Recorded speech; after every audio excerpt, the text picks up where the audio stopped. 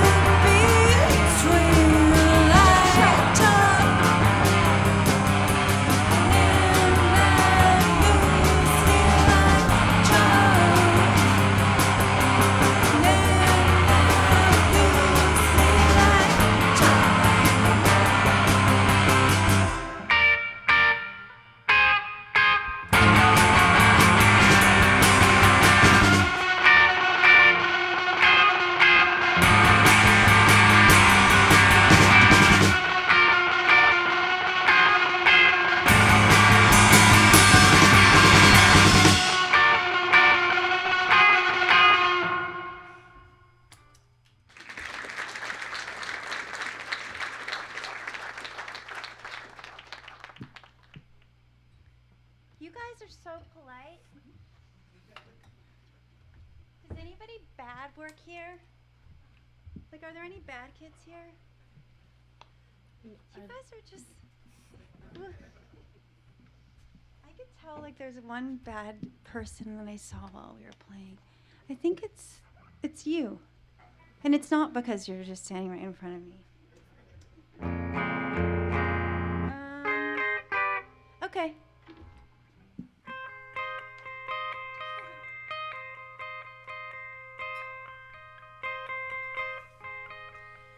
We're not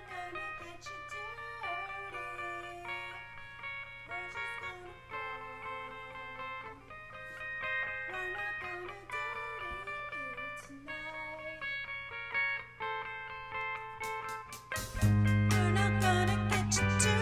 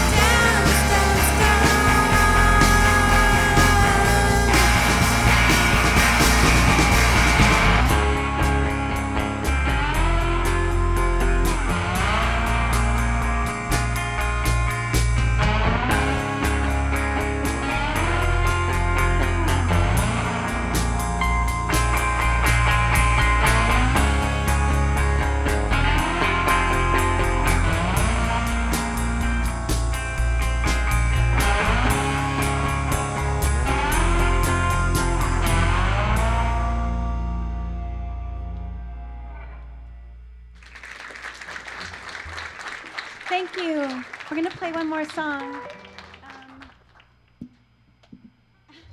And I feel like now I must be really feeling the rebelliousness of Google because my guitar string broke, and that never happens. What? Now you're the bad. Then now I'm the bad girl.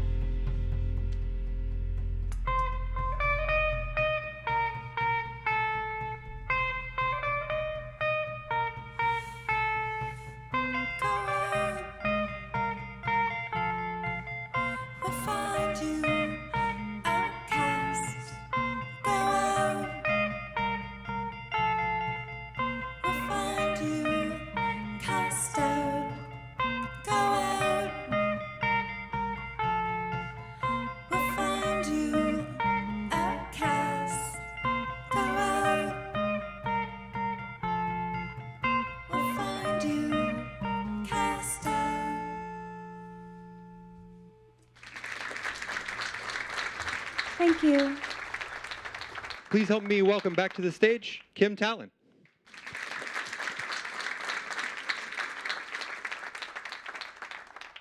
Thanks so much for joining us today. Thank you. Great performance. Really enjoyed it. Thank you. Fantastic stuff. The new album is called Bait for Sissies. Bait is for sissies. Bait is for sissies. What does that mean? Oh, you're going to ask me that question? I am going to ask you that question. It's a good place to start. Well, I suppose the simplified answer, otherwise we could have a conversation for a couple hours about Well, it is called Talks at Google. it comes down to maybe not making the courageous choice, I suppose. So there's like the literal definition of bait, and then there's what we would consider to be bait. I'm not explaining this. People very well. bait. Yeah, people bait. That's exactly what I'm talking about. Thank you. Okay. This is a little early for us, so my mind's not. I haven't talked to that many people yet today. Sure, no problem. So, Kino Kimino is it accurate to say this is the third notable project that you've put your energy behind? Yes. But you've been grinding away for many years, Yes. a decade or more in the indie scene, Yeah. or independent scene. Yeah. Do you find a difficulty in the the nomenclature of that, like indie versus independent? Do you get people who are like, hey, you've worked with bigger name people or bigger name artists, you're not independent anymore, but you still fit in the indie as a genre? Well, first of all, I don't hear the word indie that much anymore, I think it's better that way. You probably shouldn't, but so that's nice. But I think like all the projects I've done are so underground in a way that like what you're saying, can I be indie if I'm not really independent? Well, I really am pretty independent and have always been. So well, and I think it shows a lot in terms of the sort of multimedia approach to yourself as an artist. It's not all in on the music. You also spend a great deal of time creating these videos for all the songs, like what we just saw. And there's a lot of artistic creativity that is channeled in that direction as well. What motivates you to sort of dabble in all of these mediums? lack of label support. I mean, I would, hire out people to make videos and do all the other parts that musicians have to do. I don't know, band pictures or just all like the media part of it. But I never had full support from a record label the way that I would like to. So it's kind of just like, what can I do with my iPhone? What can I do with my friend who's over? Like, what can we make that doesn't cost a lot of money? That kind of thing. So, like sometimes they say lack of resources sometimes leads to the most creative. Necessity is the mother of invention. Yeah. Kind of. Well, that's great. It's been how long ago was it when you made the transition from California here to New York City? It's been a few years. Few years. The reason why I ask is because I know, as being an artist and musician as well in the Brooklyn scene, and having been doing that for the past 10 years, I've seen a lot of evolution. So I'd like to talk about the evolution that you've seen, Yeah. the differences between like what it was like out in California and then coming here. And it triggered in me this morning. I remembered a quote, and I think it was 2010. Patti Smith said that if she could give advice to young artists who wanted to move to New York City to really dive into their art, her advice would be to don't go to New York City, in the thinking that New York City's done, or it's oversaturated, or it's just not the place. Well, it's certainly oversaturated. Well, let's talk about that. So you came from another, like that whole LA, Southern California scene is also wildly oversaturated with independent music. Yeah, but not to the same degree. In what way? There's less bands, and I don't know. I feel kind of bad saying this because I love Los Angeles, and maybe it's just my personal experience, but I've seen a higher quality here of, I wouldn't say musicianship, but a lot of the bands are working really hard and writing really good songs. Maybe it's just more my taste. I think New York, the sound here or in Brooklyn is a little more gritty. And in LA, there was a lot of music around that was a little too pretty for my taste. So, it could just be a personal preference. Sure. But that grit sort of comes out. It definitely comes out in the sound and in the music. And a lot of people who have talked about your work before or reviewed the music before, they tend to fall into this vein of common adjectives, things like relating it to the whole Riot Girl stuff. Indie gets thrown around a lot. Grungy gets thrown around a lot. And I think that's probably lazy writing a lot of the times more than anything else. But Yeah. how much of that adjective stuff do you self-subscribe versus how much of it do you find is just like laid on you and you don't have much exit from? I think it's the same kind of thing. Like when people talk about you, or like people say, you're a nice person, you're this kind of person, you're that kind of person. You don't really think about the way people think of you unless you're weirdo, I guess. So, like for me, I don't really think too much about what people say. It's not that I'm past that, or I don't pay attention or get offended or happy when people say good or bad things. It's just that it really plays no role in my consciousness. Mm-hmm. Interesting. So let's dive a little bit deeper into the Brooklyn scene. You guys have done a lot of playing around out there with a lot of local level talent, and you said you find bands that are just fighting to get any sort of carve out their land on the ground. Do you find that motivates you more to keep pace with that? Is it overwhelming at times as a band doing everything yourself to see all these people who are maybe accomplishing more and or less, or doing less and seemingly accomplishing more? Well, there's a couple things. First of all, I lead a pretty isolated life. Difficult to do in this city. My choosing. I think I'm a little overstimulated by the city, and my reaction to it is to sort of not go out too much and just write at home and stuff like that. And then, the other part of it is there's so many bands that to feel affected by sort of like the climate of all of that, it's you'd have to really be paying attention, and I'm not really that interested. I'm interested, and I love going to see bands that I like, but It's difficult to really cut through. I'm not interested in like the sociological aspect of it, I suppose. Yeah, it's strange, the sort of divisions of pie that Brooklyn has. I find like these genre kids group off in this direction and play in these venues with these other bands, and these communities are supportive inside that community but isolated of each other.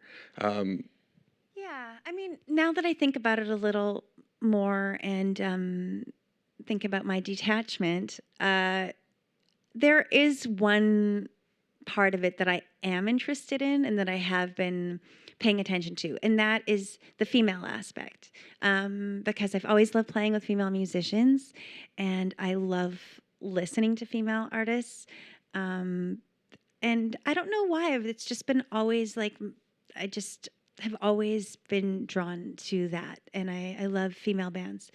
And when I moved to Brooklyn, I realized, like, wow, there's so many more all-female bands, or compared to Los Angeles. Yeah. And I'm sure, all over the world, there's more women doing all kinds of things. But that's one thing that I noticed. Again, maybe it's something to do with the concentration that stuff shows up, or... Yeah, I mean, there's a lot of people here. There's also a lot of women here. So, hopefully about half. I think it's a little bit more than half. But hey, more than half sounds great. Let's go back to the album for a minute. So Bait is for Sissies. You had some very interesting help in the production and recording of the record, that in the form of Lee Ronaldo and Steve Shelley from Sonic Youth. How did that relationship come to be, and how did the efforts to get this album made play out with those two? Yeah, so it was interesting to me as well. So basically, I had spoken with this producer named John and Yellow years ago about making a record, but I was still on the West Coast, and I just couldn't pull it together to come over here. But I really wanted to work with him. He's an amazing guy. And then when I came to New York to live, I guess, I called him, and we talked on and off about making a record together, and he was asking me who I wanted to use for the record, and I was kind of at a loss, because I'd always played with my friends in LA, and I did not know many musicians in New York at all. So we kind of joked around, and the idea of using some of the Sonic Youth guys was thrown out there, and John was like, okay, well, give me your demos and I'll send them over to those guys. And if you guys only knew how horrible my demos are. I recorded them on my bed, I'm just not great at recording at all. So, and then for some reason, 10 backup vocal tracks and stuff like that. Just anyway. But I guess they liked them. And which it was like, I was very happy. I called my mom right away and was like, the guys from Sonic Youth like my bad demos. And then it just kind of evolved from there. It happened really quickly. Do you find that working with them changed the process for you? You talked a bit about recording bad demos and approaching it that way, and then this the DIY background of your music in this situation now where we're bringing in like really established players. I'm sure it was a great studio environment that you were able to work in with a producer. Did you find that there were impacts to the way that you would go through the process because of that? Were you more conscious about the way you were, maybe making things sound or making decisions because these, legends were in the room? Or did it play out of just like, oh yeah, some nice guys here to play some songs? Yeah. Well, a couple of things. Well, first of all, the main difference that comes to mind when you ask that question is we didn't use a click for the drums, and I had always recorded with a click because I suppose I didn't feel confident enough to go off the click. So that was one difference. And then, like, obviously I felt nervous. I'd been listening to Sonic Youth forever. But it was weird. And, like, that's the weird thing about music for me is, like, it just seems like another limb to me. And I should have felt more intimidated, and I think I should have felt more scared, but I didn't. And actually, for one or two of the days, John, our producer, had to go out of town, and I had to sort of produce the Lee days, which you can imagine I was like, but he was really sweet, and he was like, okay, what do you want? What do you want on this chorus? What do you want on this verse? And I feel really comfortable producing because I've done it a lot, and I actually love producing. So it actually gave me way more creative freedom, at least for that part of the record, to really experiment and play around. Nice. And now that the record is out, yeah, it came out in June. Yeah, the plans to push and promote. I know you guys have maybe a couple of local things coming up, but we're looking at maybe winter touring. Yeah, so we're going to be doing a tour around the Million Women March. Oh. They keep changing the name of it, so I don't know what it's called today. But anyways, we'll be at the march in DC, and then the night before we're playing in Philadelphia, and we're just organizing shows around the march. So somewhere in the Northeast. Yeah, East Coast. For people who have been watching and saw the performance, if you're not going very far west, or maybe they're in Europe, something like that, where is a good place for people to be able to consume the art that you guys have been creating? Well, you can go to kinokimino.com, and we're on Facebook, Instagram. I Twitter every once in a while, but I don't really know what to say. What do musicians say on Twitter? Things to fill space. Right. I'm not... That's not my forte, but I think that's pretty much what anyone says on Twitter. It's just like, fill some silence. Yeah, we've got a bunch of videos on YouTube, and you can buy the record on Amazon, iTunes, all that. Let's talk about the videos. So there's a lot of things out there, and one of the things that I noticed, and it carries over a little bit to the music, but specifically with the videos, is it always seems that there's one sort of like Where's Waldo element of like, find the thing that's different, find the thing that stands out. And I know that other people have thrown the Dada movement references or Dadaism into the mix as well. How do you, like, is that a conscious thing, or is that just, hey, this would be a good idea to do, and it happens to relate to that, or other people perceive it relating to that? Like, are you... Yeah, that's not a very well-worded question, is it? I understand what you're saying. I would say it's just a result of your parents raising you without a filter. Okay. And do you find that do you find your fans are attracted to that stuff, relate to that stuff? Maybe they miss that stuff? Or how important is it as a Caminoist in the world to key in on those elements? That's an interesting question. I've never thought about that.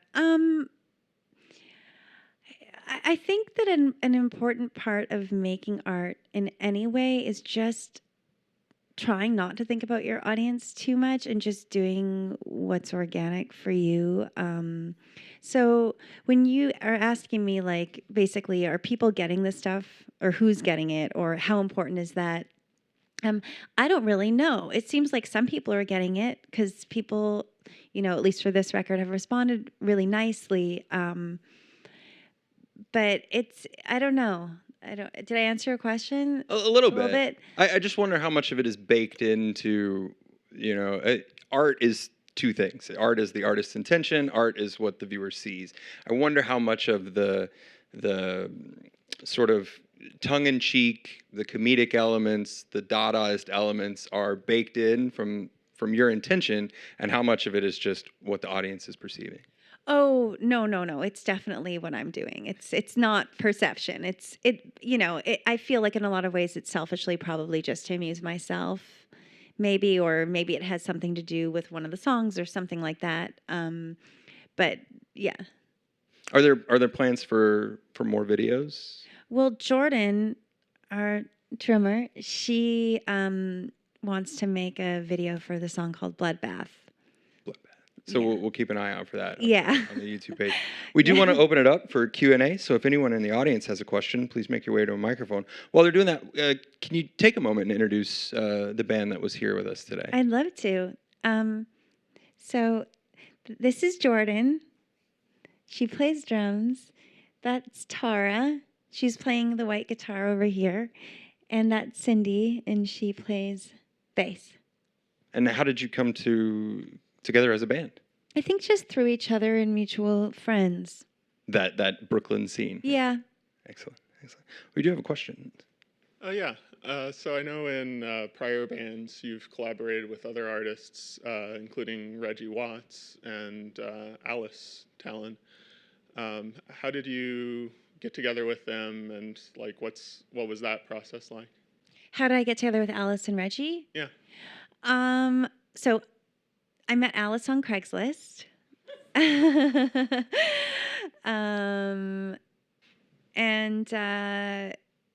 how did I met Reggie at there's this weird jazz band that was performing at the House of Blues in LA. They're really famous. I feel bad now. It's like some band related to that band Lettuce, like one of those kind of jazzy, funky. I don't know what I was doing there.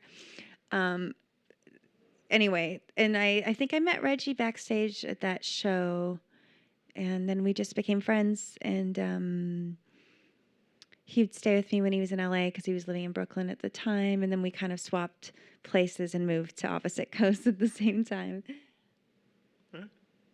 Let's go over here. I was just wondering where the mashed potato line in Passion comes from. Oh, man. That's a good question. I think that it was like, I've certainly gone through phases, and this also happens to me like weekly and monthly, of thinking that love and romance is just ridiculous. And my sort of romantic leanings are equally ridiculous. So just kind of like passion is blank. It's like mashed potatoes. It's like, I don't know, curtains. It's, wires on the floor. Am I answering that? Does that make sense? Okay.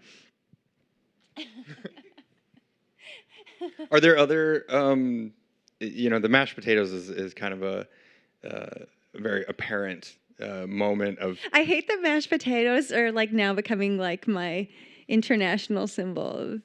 Yeah, you got to watch out for that stuff. Like, people will meme you so quickly. Are there other, or what should it be? If it's not, passion is a mashed potato, what is the line that you would like people to hang around? I think you've got a good point. Maybe we should just leave it be. Just run with it. Yeah, yeah. You can't think of your own nickname, right? That's like not okay. So. Yeah.